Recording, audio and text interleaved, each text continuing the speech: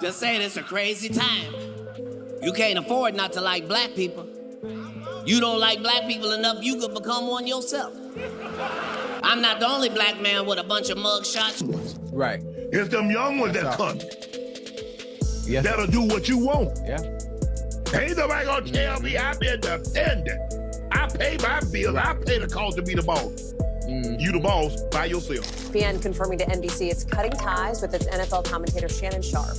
The move coming after Sharpe, of course, the Hall of Fame tight end, settled a lawsuit accusing him of sexual assault and battery. Very grateful for that, but I just wished, of all things, like I said, hey, they did what they felt they needed to do, and I'm at peace with that. But I just wish, guys, this thing could have waited until Monday. So, Katt Williams just went in on Shannon Sharpe after ESPN fired him, and trust me, he's not holding back. Katt's basically saying it's hard to feel sorry for Shannon because after all that uncle advice he used to hand out, he still fell for the oldest trick in the book. In case you missed it, ESPN decided to completely cut ties with Shannon. And that decision came right after he settled a $50 million lawsuit with OnlyFans model Gabriella Zuniga.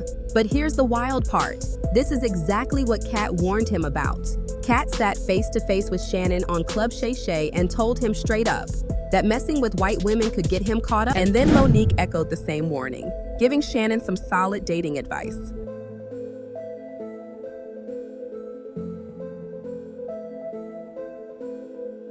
I'm grateful I'm not 56 and trying. You tried to say that. What you tried to say? I'm looking right at you. I know you looking at me. I ain't backing down. You better take your old ass and get somebody to love you. But Shannon didn't listen. He ignored all the red flags and every piece of advice. And now, look at him.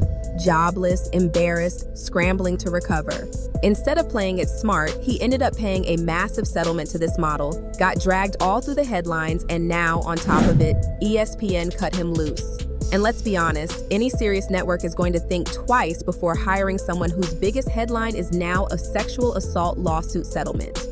So Katt Williams is out here saying, "I told you so." Sources close to Katt are saying he has zero sympathy for Shannon because the man literally had it all and threw it away by being reckless. One insider even revealed that Katt didn't randomly bring up white women during that interview. He already knew Shannon was tangled up with this young OnlyFans model long before the lawsuit hit. Katt saw the setup coming from a mile away. Now, Katt may have made it sound like he was commenting on the Jonathan Majors situation, but in reality, he was speaking directly about Shannon. And once again, Katt proved the point. He may crack a joke, but he's never lied. Still, Shannon refused to take the warning seriously.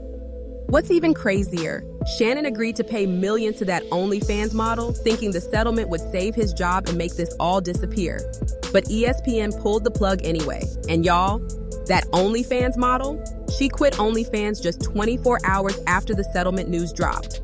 Gabriella announced it on Instagram, writing, "Today, I've decided to retire from OnlyFans. Thank you for the incredible support you've shown me over the past few years. This community has given me a life I could never have imagined. I'll still be active on social media with new projects I can't wait to share. I'm truly excited for this next chapter." So basically, Shannon Sharpe retired this girl. She walked away for life, sitting on generational wealth, all thanks to a 50-year-old man who got caught slipping. You can't make this up. And here's why nobody is cutting Shannon any slack. It's not just that he got played, it's the hypocrisy. This is the same guy who once said he wouldn't let his own daughter's wedding budget go over $30,000. Fans dragged him hard for that statement, especially after leaked texts showed he was paying Gabriella $25,000 per meetup. One fan on X wrote, "It needed to happen to expose what a hypocrite Shannon is. He lost the little respect he had." Another user said, "Shannon Sharpe has done so many things wrong, but learning he was stingy about his daughter's wedding while dropping millions on a young white girl, that really made me side-eye the hell out of him. You paid more for someone who saw you as a lick. How dumb was that?" And if that wasn't humiliating enough, just days after Shannon settled the lawsuit, agreeing to pay millions, ESPN officially cut all ties with him. And get this, ESPN didn't even bother releasing a formal statement. People magazine reached out for comment, and they straight up declined to say a word about Shannon. As for Shannon's response, he finally broke his silence on July 30th during the Nightcap podcast.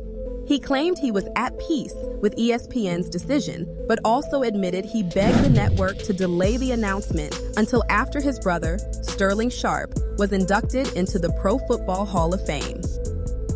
Shannon said he had to apologize to his brother because he knew his scandal and firing would overshadow Sterling's big moment. But ESPN and Disney had no sympathy and ignored his request. Before we get started, obviously, I'm sure everybody's heard the news by now that I will not be returning to ESPN. I found out this information a little earlier in the week, and really the only thing that I really ask is like, guys, could we wait until Monday? My brother's going into the Pro Football Hall of Fame. I really wanted to be about him, and I wanted to be about my family. I know this coming out will overshadow everything that he's worked his entire life for. And unfortunately, it didn't happen that way. And so as I told him, as I profusely apologized to him earlier today, he said, bro, stop apologizing. You don't have to apologize. I'm your big bro. I'm going to love you regardless.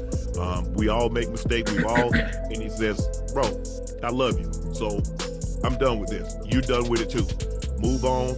And I really enjoyed my time at ESPN. It gave me an opportunity to bring my audience that saw me really just grow.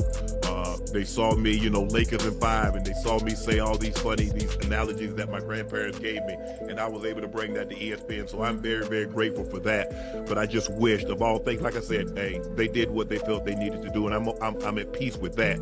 But I just wish, guys, this thing could have waited until Monday, because I hate the fact that I'm overshadowing my brother, the first two brothers in the Pro Football Hall of Fame, and this is what the headline's going to be for the next couple of days. So, bro, again, I know you told me this, I don't have to apologize, but I'm going to do it one final time tonight, and I won't apologize again.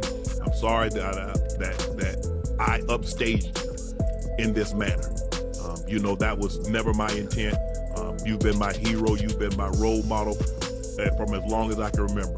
And I apologize, and I thank all my fans for supporting me when I was at ESPN and every place that I've been Club Shay Shay, Nightcap, Undisputed, ESPN. Thank you guys for your support. And here's the kicker. Shannon was supposed to sign a $100 million media deal before this lawsuit even dropped. He was in talks for a massive podcast deal covering all of his Shay Shay media shows, Club Shay Shay, Nightcap with Chad Johnson, Club 520, The Bubba Dub Show, Humble Baddies, everything. In fact, on April 18th, just 3 days before Gabriella filed her lawsuit, Front Office Sports reported that Shannon was expected to sign a deal worth more than $100 million. But now, that deal's gone.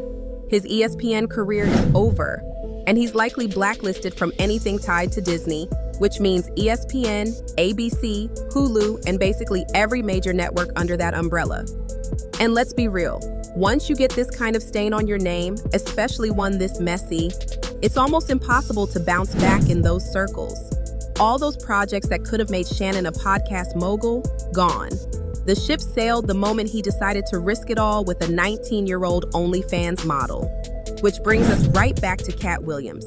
Nobody feels sorry for Shannon because he had every opportunity, every resource, and all the power to make the right moves. And instead, he blew it with reckless choices.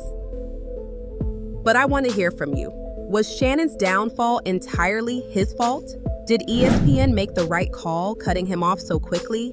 And how do you feel about him paying millions to settle with that model while keeping his own daughter on a budget?